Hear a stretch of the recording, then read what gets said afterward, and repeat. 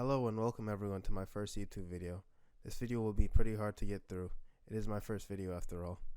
I don't expect it to be good, but we all have our first tries, don't we? Make sure you leave a like and subscribe if you like my content. Or not, that's okay. Anyway, let's begin the video. Show Me the Body is a New York hardcore punk trio that blends sounds like hip hop, noise rock, industrial, and experimental music. They're all over the place with their outfit, and that's one of the reasons why I love them. This band holds up the New York underground scene on their back. You can't go to an underground show in New York without seeing their merch on people's chests. This band is underrated. Their lead vocalist Julian Cashman Pratt plays a fucking banjo. A fucking banjo. Not a guitar, a banjo. That's badass. You'll be hearing me use the word banjo a lot, by the way. We also have Harlan Seed on bass guitar and synths, as well as Noah Cohen Corbett on drums. Before I start, I'd like to mention that these are just my interpretations of the songs.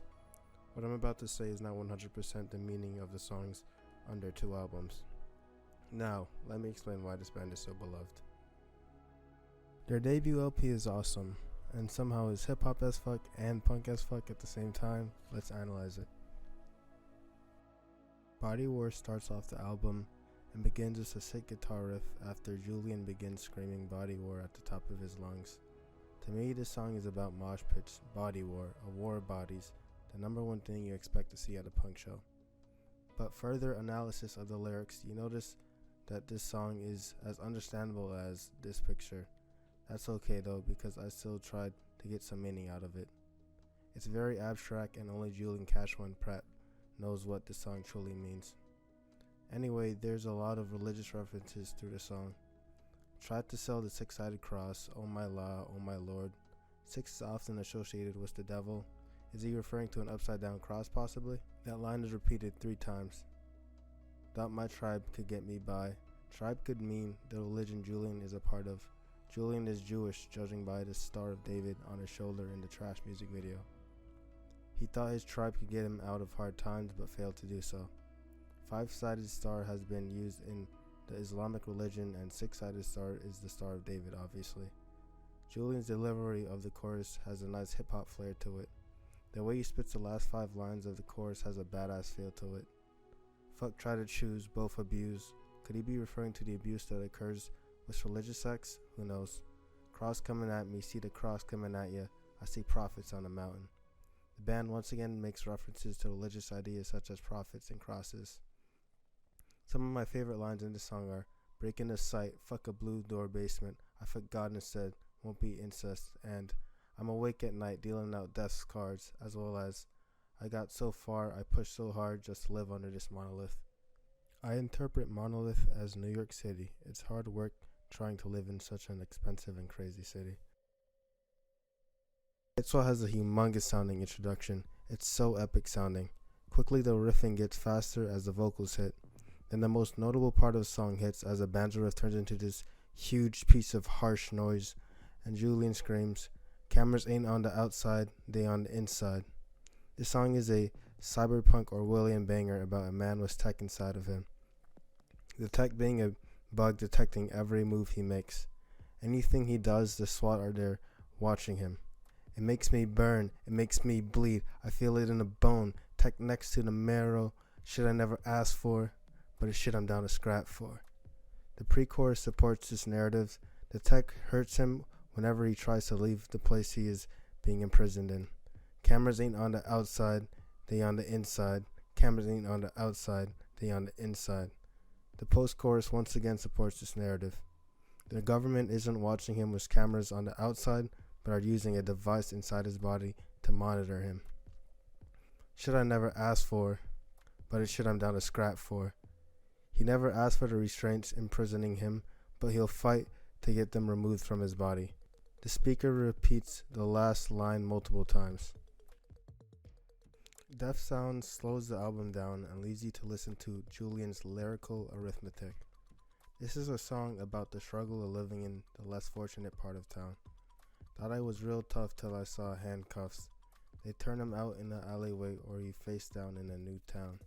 He thought he was the shit, and no one could take him down before he got arrested. The last 2 lines depict the police forcibly arresting someone with the victim's belly on the ground. Found another round inside, get by. Auntie, she teach me how to get by. No one in the streets ever lied to me. The way I see, she teach me how to breathe. I learned how to die. His aunt taught him the street smarts of living in the slums. Without it, he would probably be dead. When I roll around, I hear deaf sounds up in complex or people underground. Need a pen or a pipe or a tech I've found. Shit to help you think when you're kicked while you're down. As he lives in the city, he hears and sees the horrors of living in the slums. It doesn't matter what part of town he is in, there's something bad happening. Nobody there to help him, just people there to kick him while he's down. Chrome Exposed starts off right away with some immense sounding banjo riffing, and then breaks with Julian's vocals starting. Chrome Exposed is an anti-cop anthem. Looking at the pigs through the window, cute. Pig is a slang term for cops, and window is referring to a phone. Days pass as we see the horrors of police brutality being a common thing we glance at through our phone screens. I see the full jacket metal future. Julian predicts police brutality will only get worse in the future. Cops using full metal jackets to shoot more helpless civilians. That last line could also be a reference to the anti-war Stanley Kubrick film Full Metal Jacket. Killing a pig for the cuffing in. Turn up the heat on the pork when it's simmering. The speaker is trying to explain that he will kill a cop for all the civilians the police have killed. He uses turn up the heat on the pork when it's simmering as a nice metaphor. Staring at the back of a bumper, 1-800 cop shot. Once again referring to getting the rightfully needed revenge from all the police killings, a dead cop.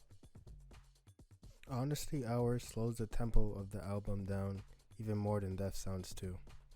Julian expresses the most meaningful lyrics on the record, a slow and miserable avant-garde rock track about needing honesty, needing the time to get all the lies out of one's system, get everything off your chest. And I can't find it, can't buy it, can't fuck it, what is it? Fuck it, honestly. Our speaker can't get it out of him to tell the truth because telling the truth is hard in the world we live in. The world is filled with liars, and you're the black sheep if you even try to tell the truth. Metallic Taste, another slow-moving song on the project. There's much to understand lyrically about this song, and the lyrics are spoken in a very wholesome way.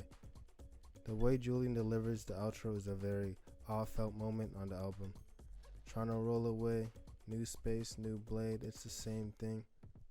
The speaker wants to find a place that doesn't have any problems, but wherever he goes, he runs into problems. And I'm leading with the blades again, stuck losing friends, buck teeth sinking in. The speaker is going through problems in his life, like losing friends, and it's really messing him up. My dad said shit is bad, don't get better than shit's been. He's probably right, but it keeps him up at night. His father agrees that his life is in turmoil and it keeps his father up at night, knowing his son has seen better days. I cut both hands and they still sore from rolling through this mosh pit too hard. He tries to escape his miserable life by going to concerts and jumping into mosh pits, but even that leaves him injured with scars on his hands. The banjo on Worth 1 has a groove to it like no other. Julian spits his lyrics with swagger and aggression. This song is the most hip-hop on the album. Julian's delivery is just hip-hop as fuck, you gotta love it. The speaker on the song seems to be telling a story about his grade school years, how he bought a knife to a bat mitzvah and he got caught with the knife by his brother. Bat mitzvah being a Jewish coming-of-age celebration. New Language is about a man with no language, so he decides to build his own. Speak again these crossed out messages, look into my eyes, see that I have no language, and trying to strip an old angle, gonna build a new language. The last two spoken lines support this narrative. Two Blood Packs has a banjo riff that slowly and creepily builds up to Julian's signature shouty hip-hop vocals. This song refers to Letter Racer, a New York music label famous for giving us the rap group Rat King, an amazing short-lived experimental hip-hop group that I would like to further dive into in the future. Rat King and Show Me the Body has collaborated and played shows together in the past. Suicide is such an easy way out. Let's get ready. Let's get bloody. I'd like to note that the band makes reference to suicide. They're not saying people who commit suicide should be looked down upon for killing themselves. Instead, what they are trying to say is that suicide has become an easy and common way to die. Anyone can do it. It's easy. Aspirin starts off with this airy siren-like sound that pierces your ears, and then the bass line hits hard as hell. Julian's delivery of the lyrics is nothing less than stellar. The song makes multiple references to drugs such as "In Pain" as for aspirin, and "I'm trying to be like how I was surrounded like the RX." That's drywall. They'll come back again. Homemade product, part of them. Drywall is slang for cocaine, but then he mentions homemade product, so maybe he could be referring to the DIY alternative to cocaine, which is meth. Keep you still pilled up, fuck it, another drill, another deal, another kill, degradation of the kidney wheel. The speaker is saying that he deals drugs and he keeps his customers pilled, aka drugs in their system. He's a drug dealer that goes through many sketchy areas to sell his drugs and sometimes must pull his gun on people. Gasoline, take a sip, keep drinking, never stop. This pain is just a pop away. Gasoline is slang for a mixed alcoholic beverage. He takes it to get the pain away. There isn't much else to say about Body War. It's an amazing debut album that put Show Me the Body on the map of many underground artists, groups, and bands. The project is the marriage of hip-hop and rock, which has been done multiple times before, but Show Me the Body still manages to make the fusion unique in their own way. Their first album didn't come out sounding like a Limp Bizkit, or a Slipknot, or Rage Against the Machine, or a Linkin Park. There's nothing wrong with that. Those bands are awesome in their own way, but Body War is the exotic bird that captivates everyone at the zoo with its uniqueness. I give the project an 8 out of 10. Death Sounds 2 is a bit boring to listen to, and that messes with the flow of the album because it changes the tempo. So you kind of have this hole in the project. And Aspirin doesn't feel much like a closing track in my opinion. Two Blood Packs could have switched places with it, making the album more solid and consistent sounding. My favorite tracks are Body War, Tight SWAT, Chrome Exposed, and Honesty Hour. Least favorite, Death Sounds 2. Show Me the Body's sophomore album, Dog Whistle, is my favorite piece of work from them. Even though the hip-hop influences on this one are diminished for a more by-the-numbers hardcore album, this project still ends up being my favorite from them. Let's dig into it. The opening song, Camp Orchestra, starts off with this sinister-like bassline riff and leads into this desperate-sounding banjo build-up. The song continues to enlarge itself and makes anticipation more and more until it just explodes into this harsh guitar riff. Julian's signature shouty vocals hit at the switch as well. Lyrically speaking, this song is a critique on capitalism and wage slavery. Take from me what you need. The labor that he made is being taken by the corporation and the state. He is accepting the corporate capitalist system. Yes, you can play, but there's a fee. Play is the enjoyable things in life, and the fee is work. Work is the unfortunate fee we must pay to get some enjoyment out of life in our capitalist economic system. Welcome to the orchestra, work. Orchestra is referring to concentration camps, thus the name Camp Orchestra. Julian compares wage slavery to the enslavement of Jews in concentration camps. I am a doll on a string, they pull it, I have to sing. These two lines continue the narrative of wage slavery. The upper class, the bourgeoisie, controls the lower class, the proletariat, like a puppet. They force them to work and are given a disproportionate amount of money from their labor as compensation. So no work will set me free, no work will set you free. This is referring to the entrance of the notorious concentration camp, Auschwitz. The entrance sign, Arbeit macht frei, literally translates to, work will set you free. It further pushes the anti-capitalist narrative that no amount of work you do will lead to your freedom. Camp Orchestra is a powerful and heavy-hitting introduction to Dog Whistle. There's not a better way to put it. It's Not for Love is about someone who harms others to survive in the world, who trying to bleed, who trying to eat. Who is he going to kill so he can get food on his table? Who's gonna sow? I gotta reap. He has to kill to survive. It's his job, just like a farmer sows and reaps for his job. I have shame for what I am. He knows what he is doing is wrong, but it's his way of making a living in this world. I know it's wrong. It's not for love. Let's do it right. Let's do it for love. He knows that his actions are in the wrong, but he must do it to make a living. When he says he does it for love, he means he does it for living, but when he says it's not for love, he means he doesn't love harming people. I know who died for me. He is aware that the people he has killed died for him so he can live on. I know who and what I am. I have shame for what I am. He once again is stating he is a killer and has shame for it. Spread love, learn to bleed. By spreading love, he means you should continue to live on and enjoy life. In order to do that, you must learn to bleed and learn to harm others to get what you want. The entire song is very Machiavellian. It wants to teach people to harm and manipulate others to get on top of the hierarchical pyramid. Animal in a Dream. This spoken word interlude slows the album down a few notches. This excerpt is philosophically Taoist in nature. Lines like, "The same ones who live for me, dies for me," and "Participation in anything is the death of something," supports this idea by bringing up things being destroyed whenever something new is made. You can't have creation without destruction. They complement each other, yin and yang. The same ones who lived for me, died for me. Pain is never forgotten, and blood cannot be paid with security or money. The people who helped him died wrongfully. Their wrongful deaths cannot be compensated with money or security. The harm that was caused can't be forgotten. Every institution has hands in the business of death and eclipse. Every institution must make actions and thus causes the loss of something else. The spoken word interlude then ends with multiple questions the speaker and listener are faced with. When you see an eclipse, you're looking at whichever celestial object is covering another celestial object.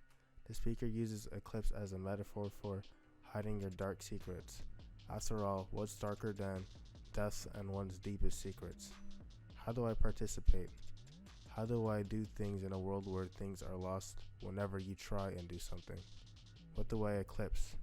What do you keep secret in this chaos-driven world? The last three lines don't need any further explaining. Badge Grabber. The name says it all. It's an anti-cop banger. The first two lines start off as an introduction to a speech. Family and friends, you can be one of them. You can become a police officer if you want to, if you dare. Face cleft, can't talk, cased in, person cross, your face will change, your name is gone, no more, anyone. Once you decide to join the police, you lose your identity. You become just an entity of the state. You won't be known by your name but the harmful role you play in society. Hold a badge, hold a gun, become no one.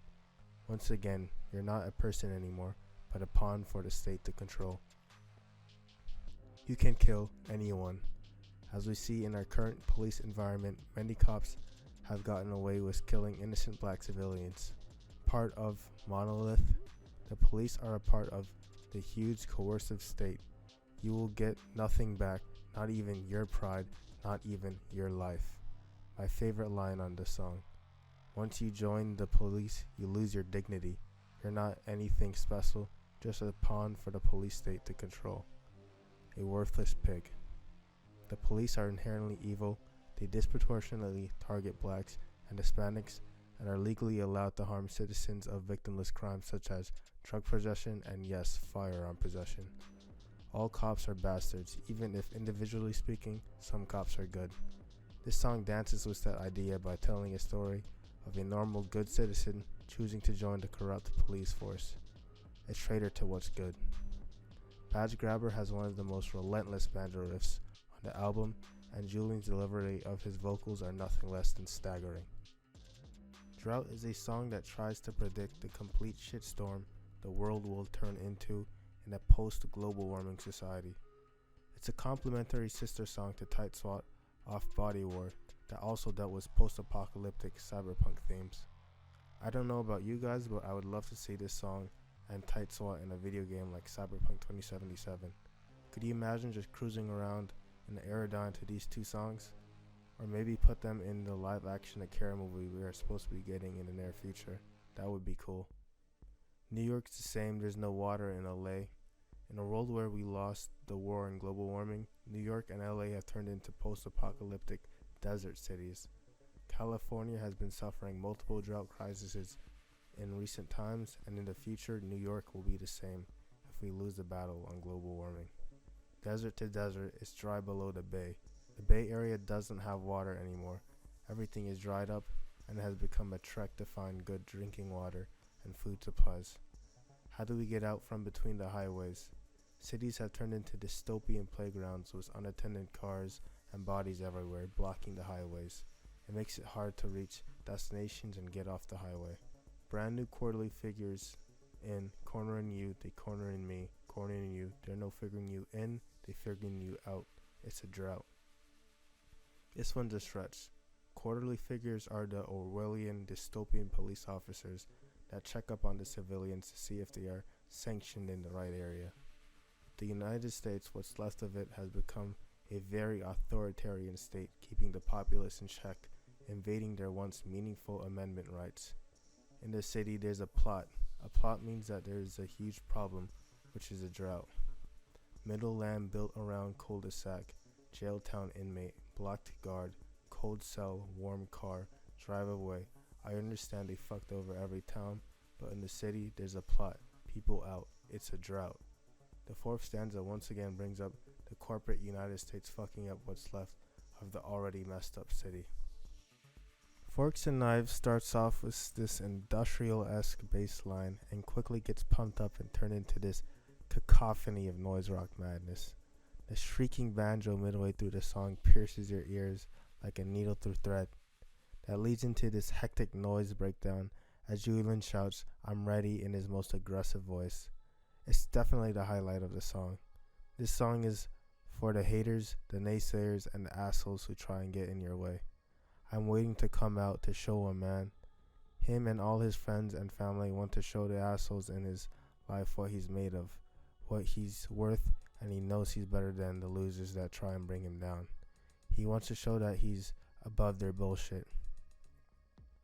They'd like to spit in your face. I'd like to spit in your face. He wants to spit in their face because he doesn't see his enemies' worth. They're nothing to him and deserve a spit in the face. All the forks and knives come to eat us away. His enemies try so hard to devour him and bring him down. They're like a hungry person, and the things they say to get under your skin are the forks and knives they use to try and eat you.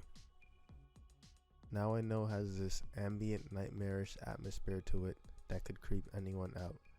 Julian expresses his lyrics in a spoken word manner on this one. A quarter into the song, this helicopter sounding noise plays through, causing a hair-raising vibe. This song gives off themes of betrayal and corruption.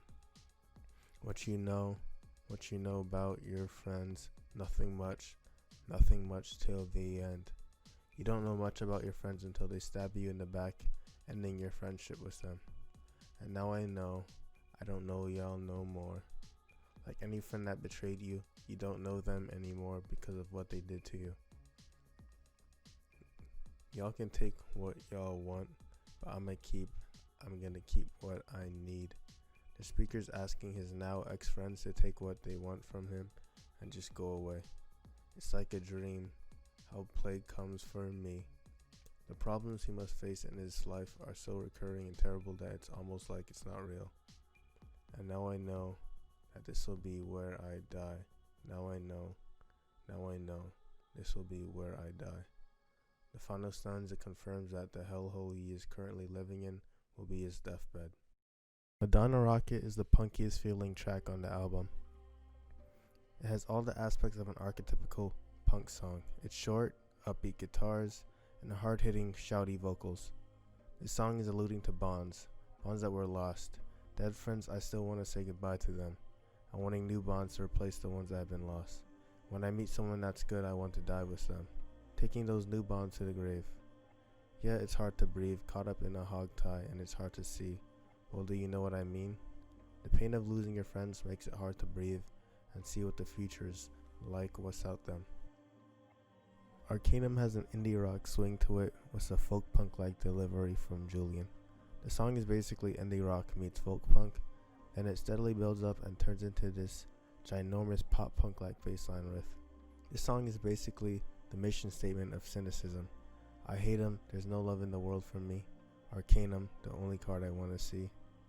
Since there's no one in his opinion that's good in the world, the speaker decides to hide his true self from the world and wear a facade mask, his fake personality. Arcanum literally translates to secrets. In the eyes of the speaker, everyone in the world is inherently evil, and they go about things for their own personal gain. In my opinion, cynicism is a very unhealthy way of thinking. There are genuine good people who will show love to you, they're just hard to find. There's no love in the world for me. Although a very controversial statement, really gives the track some intense meaning to it. Die for the Earth to Live is another spoken word interlude that is just as meaningful as Animal in a Dream. It strengthens the theme of bonds found in Madonna Rocket. Remember that blood is thicker than water, and that sometimes water can be turned to blood. If we die together or apart, don't cry, we're gonna see each other again. The transition of Die for the Earth to Live to USA Lullaby is one of the most euphoric moments in music history. It's somehow so quick and sudden, but also smooth and erratic at the same time. USA Lullaby closes off the album with what I call melodic noise rock. This song feels so good and soothing. It's so ironic because this song is nothing but a noise rock anthem, which usually has you feeling excited and uncomfortable. The song is about escaping the chaos-driven worlds found throughout the whole album. Lullaby baby, don't say a word. You gotta live beyond what you see. The narrator is telling his lover that the chaos in the world will pass if you just keep living on. Don't trust what will swallow you. We ain't going back there. But I know it bothers you. We ain't going back. The speaker is explaining how him and the people he cares about will leave the destruction and evil-ridden city described throughout the entire album and won't come back. They are headed to a new, brighter world. This is a textbook example of a good closing track. It sums up all the previous themes of the album and gives us a uplifting, euphoric ending to the album. I fucking love this song. What else can I say about this album? It's amazing and was my album of the year for 2019. This project, in my opinion, beats out Body War, even though the thing that made Show Me the Body so special in the first place, their unique marriage of rock and rap, is not really prevalent that much on this LP. This album shouldn't be better than Body War, but it is. It's a more by the numbers hardcore album, and it is seriously above the leagues of their debut album. I give this album a 10 out of 10. I can't find anything bad about this fucking album. I guess Now I Know is my least favorite track, but least favorite track doesn't mean bad. It's an amazing, dark, airy, experimental song, like, goddamn.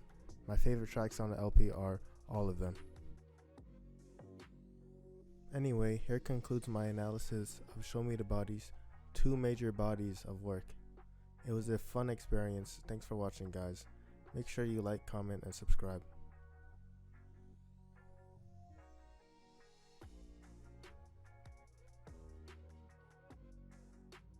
Okay, fine. I already hear the comment section. You didn't talk about Corpus 1. I'll talk a little about the project.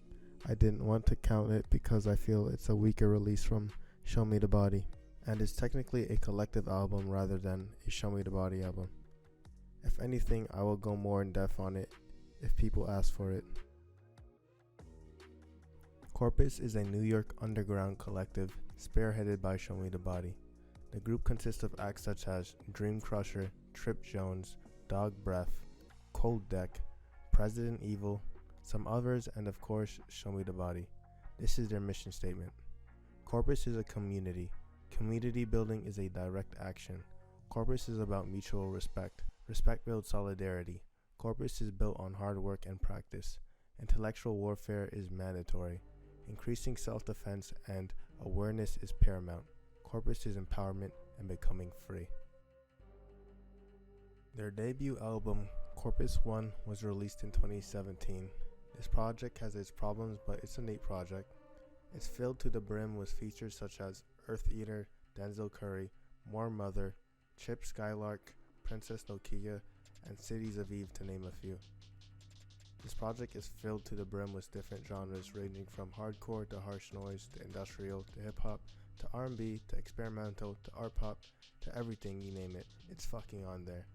Now let's go over some of the songs on this LP. Trash is an awesome mix of punk and harsh noise. That's pretty much the most well-known song on the album, and the only song they still play live from my knowledge. The song that precedes it, You Thought What You Saw Was It, has an amazing display of vocal talent from Earth Eater. Her vocals are piercingly loud and one of the strangest things I've ever listened to. I love it. Hungry is my favorite song on the album, and it's a harsh noise collab with Dream Crusher and Julian. The song is so chaotic and leaves the listener in a bothered state from the shrieks of noise that permeates the track. Dream Crusher and Julian's vocals are nothing but visceral. Nearing the end of the track, you hear what I would call the sounds of screams from hell, and Dream Crusher just yelling, "Bring out the dead" in his most aggressive voice. The song that precedes that, In a Grave, is an industrial hip-hop track with Denzel Curry as he spits some hot bars over Earth Eater's beautifully sung chorus.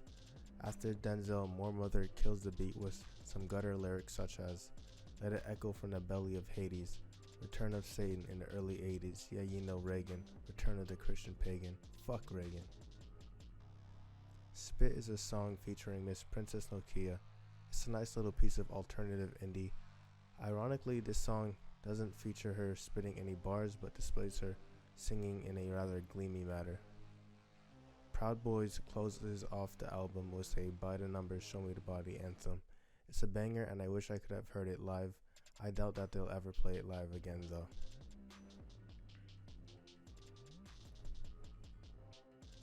Now that truly concludes my analysis of Show Me the Body's work of music. Make sure you like, comment, and subscribe if you like my content. It was a lot of work making this video. Whether or not this video turns out good or bad, thanks for watching everyone.